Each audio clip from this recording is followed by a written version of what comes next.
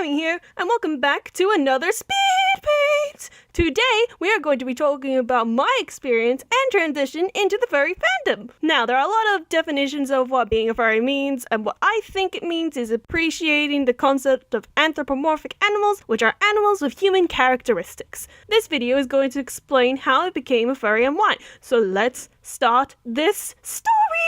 I believe I first started to become a furry when I was a teenager. At the time, I was obsessed with adoptables from DeviantArt. I have several images in my DeviantArt storage to hide my cringy adoptable face. And I actually went through a couple of them recently. And goddamn, did they make my eyes hurt. They were so painful to look at. I would create these adoptables using bases. Several bases.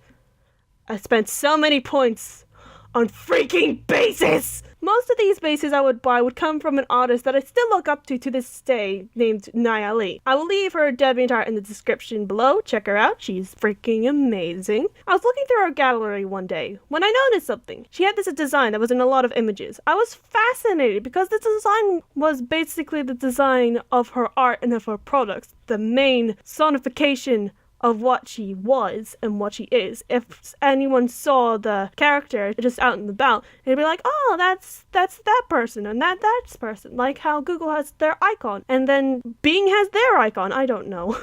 And I somehow came across the word Sona. I wanted to create a Sona, but I didn't know what a Sona was. So I obviously decided to search up Sona and was looking around DeviantArt for a bit. And I actually found a couple of people who were creating Pokesonas using bases. Now, I'm not a Pokemon fanatic. I really like the designs of Pokemon, but that's about it. I know very little about the combat of Pokemon, and I only know about Sun and Moon and my edgy boy, because my sister will come in and be like, oh, the new Pokemon episode came out, and this is what happened, and this is so cool! Love you, sis. So then I spent the next hour or so after I found the bases and just drew and created Joia. I created her with the intent of her becoming my mascot. When I first got her, I drew her, but I didn't draw her as much as I do now. In fact, it got to a point where I was even considering selling Joia, but I didn't. I continued to draw Joia and the rest of my characters and just continued on with life in general. But then I discovered my calling.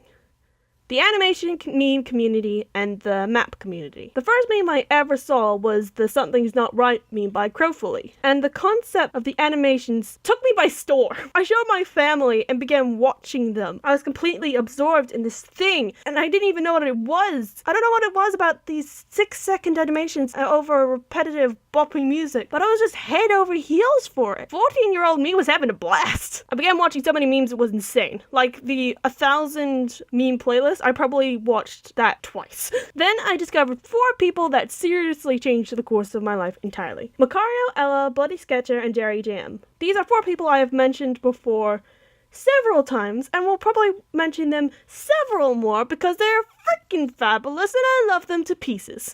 I binge watched their entire channel when I first saw them. I just saw these 4 people and they were just a team, they were friends, they were just everything that I wanted, basically. So then I got the crazy idea of making animation memes myself. I saw a My Little Pony meme called Oh, I Hate You, and I thought, psh, I can do better than that.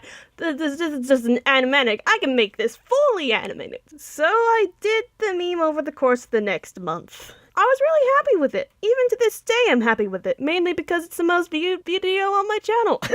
I began watching even more memes from even more people. And I noticed that almost all of them had personas, furry characters. Now, I'm going to be 100% honest. The first few times I saw furry designs, I thought they were weird as hell. I didn't think I'd get into it as much as I did, but animating Joia was a real challenge when she was in her Eevee form. Her gradient colors are still somewhat difficult to do, but she was just not the right shape for some of the memes that I wanted to do, so I created her persona form. Her clothing and general style of anthropomorphic animals was inspired by Azrae and Rosali. I didn't know what it was about her persona form, but I fell in love with it. I connected with it on a whole nother level. I adore her so much. She's a massive part of my life, and I don't know where I'd be without her, in all honesty. And my experiences with being a furry has been freaking fantastic. The furry community has been one of the most supportive communities that I've ever been in. I was just head over heels for it. And then I decided to enroll in my class that I'm studying at the moment for my music course.